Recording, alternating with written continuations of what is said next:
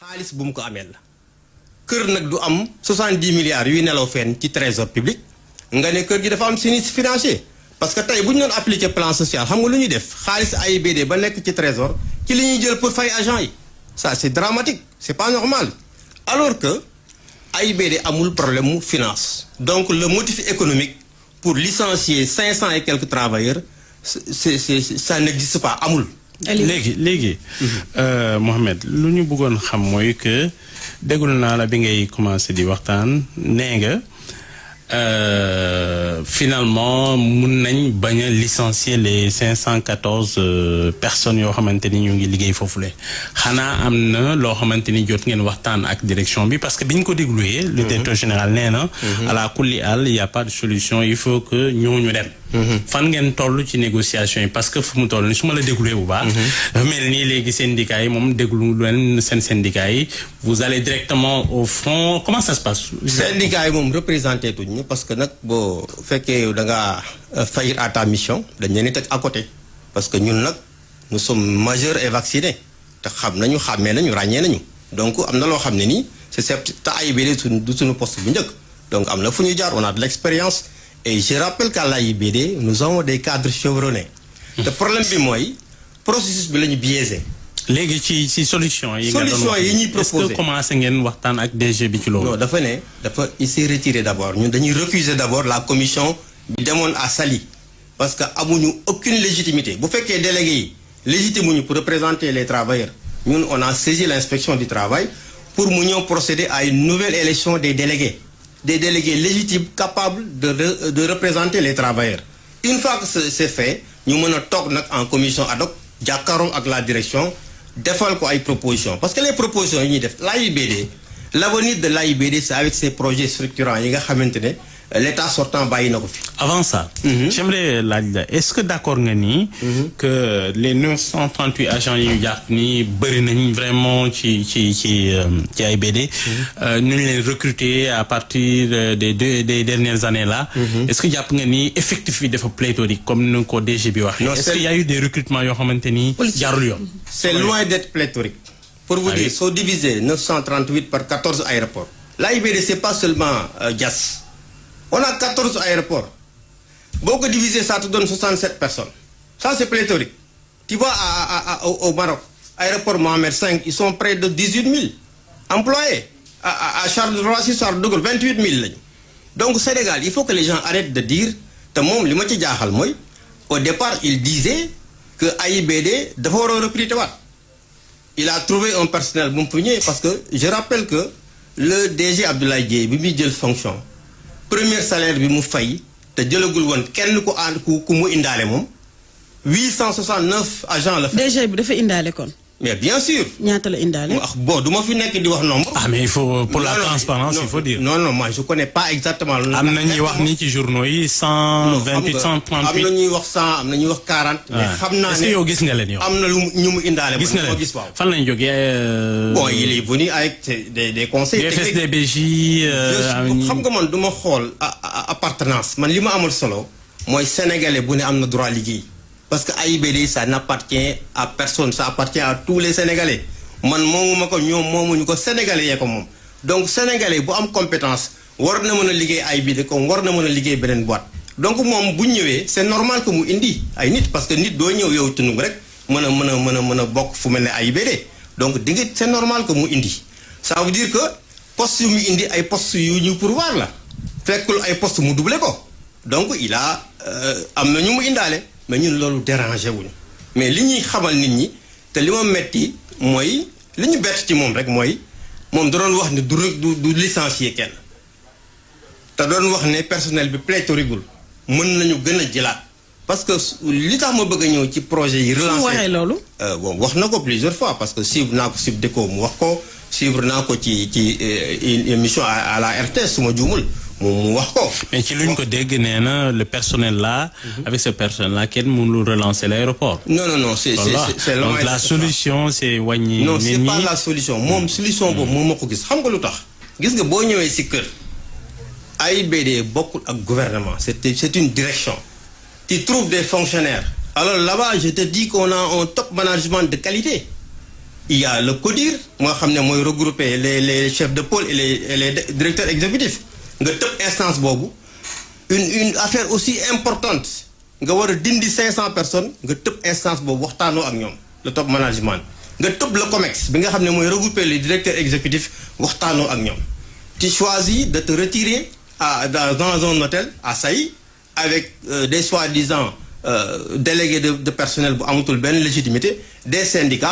mais tant que ñoom jógewuñu foofu ñoom. non boo sa mandat jeexee le code du travail lu mu wax lu leer la mënatuloo am légitimité def parce que mën nañu def élection déléguée en une semaine en un temps record ñu choisir des représentants légitimes du personnel ñu mën a doxal mbir. léegi Ahmed. léegi man li ma metti mooy le top management bi nga xam ne daf leen teg à côté.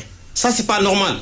parce que bu fekkee da nga ñëw te ñooñu le directeur Doudou Ka c'est basé sur ces gens-là il a fait des résultats le DG Abdoulaye Dièye bi ko fa précédé il s'est basé sur ces gens-là ñu def des résultats parce que ils sont expérimentés ils ont de l'expérience ils ont du savoir-faire donc loolu ñooñu da leen a war a utiliser parce que bu weesoo ñooñu y a des jeunes cadres là-bas garçons comme filles te li ma gën metti mooy am na ñoo xam ne ay xale lañu nekk jeune 25 ans 23 ans seen premier emploi la ñenn ñi tàkk nañu ay jabar ñenn ñi ñoo ay soutien de famille. waaw léegi on parle pour ces gens là. on ne parle pas pour nous-mêmes. nee nga sànq aéroport yi bëri nañ.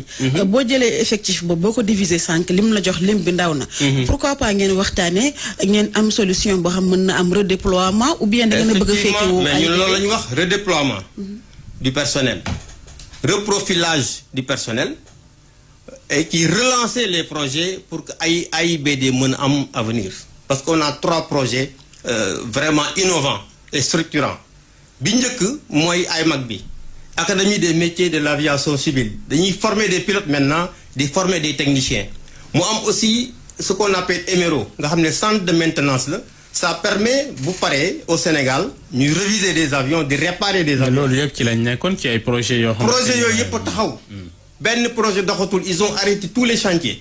Troisième projet bi ëpp solo mooy Aéroville qui consiste à construire une ville maanaam dañuy tabax ci 4000 hectares yi nga xamante ne AIBD am na ko autour de l'aéroport nga tabax des hôtels des centres commerciaux def benn zone industrielle def des espaces de loisirs nga xam ne ça permettra à l'aéroport d'avoir des recettes extra aéronautiques tout ça su amee AIBD mooy dimbali état et ça va doubler les emplois. mais AIBD bi ñu koy tabax dañoo bëggoon mbébét li moo nekkoon mu nekk ab hub aérien ci Afrique. tout à fait mais hub boobu ñu doon wax. mbébét la woon mais yàgg nañ cee sox ba léegi eggaguñu ci. ndax tey ak direction bi nga xamante ni Cheikh Bamba Dièye jiite na ko.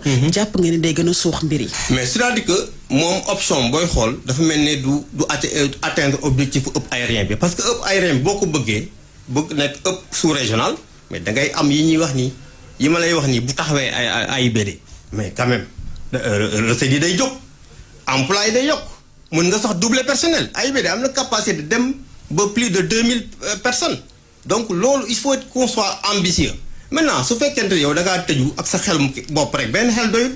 léegi lan moo ralenti selon yow aérien boobu parce que quand même AIBD c'était pour permettre aéroport bi mu redéployer nekk vraiment dans la sous-région un très grand aéroport mu mën a concurrencer avec Abidjan wala yeneen aéroport mag yi lan moo ko tardel tuuti ci wàllu malgré quand même confort bi ñuy gis aéroport nu mu rafetee tout c'est quoi le problème l'arrêt des chantiers parce que booy seet éméro bi la charpente bi nga xam ne Maroc lañ koy defaree waroon na mën a agsi xëy na am na lu ñu war a fay lu koy àggale beneen bi aussi les aéroports régionaux parce que am na le programme PRAS. mais justement programme de réhabilitation des aéroports yooyu yàlla wax parce que defar nañu Saint-Louis su ma juumul su Macky Sall waxoon nañ. mais ñu ngi ci Saint-Louis pare na Saint-Louis wala Kolda wala yenn région Saint-Louis dafa pare fan ngeen toll ci loolu ñu ubbi aéroport bi. déployer fa personnel d'ailleurs recrutement yu mujj yi ñu doon def 162 yi ñuy recruter entre 2023 et 2024 c'était en perspective de l'ouverture de l'aéroport de Saint-Louis parce que il fallait du personnel aéroport pompier da nga koy jël da ngay jël sécurité da ngay jël agent administratif da ngay jël mécanicien da ngay jël keneen da ngay jël parce que dafa y a pour respecter les normes internationales de l'OACI am na un certain nombre d'agents yoo xam ne dañoo war a nekk foofu sinon du ñu certifier aéroport bi du ñu homologuer aéroport bi te aujourd'hui l'aéroport de Saint-Louis est un aéroport international donc ñu ngi réhabiliter l'aéroport de Ziguinchor bi fii DG Abdoulaye Dièye di quitté c'était prêt à 95%. mais ba léegi àggale wuñ ko et la destination Ziguinchor ñëpp a ko soxla. dafay dox dafay indi ay recettes. donc nañu ibbi aéroport yi déployer personnel bi relancer les projets de structurant de l'aéroport mu mën a dem. moi j'ai en même temps on voit aussi Air Sénégal ça ne marche Air pas. Sénégal compagnie nationale la gis nga c'est une jeune compagnie il faut ñu accompagner ko. ouais mais on a vu qu'on a mis beaucoup d'argent qui. mais il le faut Mais parce que ça ne soo marche demee non ça marchera. Ouais. nañu commencer parce que dañuy jënd nañ ay Air avions Sénégal bees il doit de l'argent. amel na AIBD xaalis te Air Sénégal état moo ko moom. donc waxuma li ñu Air Sénégal amel mais li ñu état Sénégal amee mënoo ñëw nga xëy benn bis waxtaanul ak ñi la ko waxtaan ñun on n'est pas contre le directeur général on n'a rien contre sa personne yàlla xam na ko ñun lu ñu intéressé mooy préserver l'outil te au-delà de perspective yi ma lay wax nii ci projet bu ñu ko relancer le personnel ñi ma ci waxtaanal chacun est prêt à faire des sacrifices. maanaam code du travail dafa wax ne bu fekkee problème économique dafa am d'après ni ñu koy waxee te ñun jàpp nañ ne amul parce que prouvé naa ko parce que ñun nous avons les informations qui prouvent le contraire. wax ne LO 61 dafa wax ne balaa ngay def licenciement mu war a dekk dernier ressort war nga xool noonu la ñu mën a diminuer les heures de travail avantages yi ñu mën a wàññi ñu wàññi ko les gens sont prêts à faire des sacrifices le personnel pour préserver l'outil de travail ñun jàpp nañ ne bu toogee waxtaan ak ñi mu war a waxtaanal daañu génn ay pexe proposer des solutions boo xam ne duñ ci soxla dàq kenn duñ soxla wàññi kenn loolu mooy li nga xam ne appel bu ñuy def et ñi ngi lancé appel de personnel nañu mobiliser wu nous allons même rencontrer les centrales syndicales pour les informer davantage pour que ñu xam ne AIBD soxlawul dàq 500 personnes. grève apparemment wala. bon pour le moment c'est pas encore à l'ordre du jour mais ñu ngi ci perspective. jërëjëf Ahmed Mbaye te ñu ngi lancé appel aussi au président de la République son excellence Bassirou Diomaye Faye et au premier ministre Ousmane Sonko wax ko ne la situation économique bi ñu leen di décrire à l'AIBD c'est pas le cas. jërëjëf il est possible encore de sauver le service sauver l'AIBD. ñu préserver tous les emplois et le Sénégal a besoin de ça ndax le pouvoir actuel avait promis de l'emploi aux jeunes mais doo ñëw rek di wax ay 500 la ñuy dàq 600 la ñuy dàq or que yow yaa waxtaanul yow yaa amul xalaat bi wala yow yaa jëlul xelu nit ñi ba nga xamante ne di nga mën a waxtaan ba teg problème bi donc ñu ngi sant di leen gërëm. di wax ne AIBD wax dëgg yàlla avenir la Sénégalais yi waruñu seetaan. ñuy yàq aéroport. Ahmed Mbaye coordonnateur collectif des travailleurs de l'AIBD et ça ñu ngi lay jaajëfal bu baax.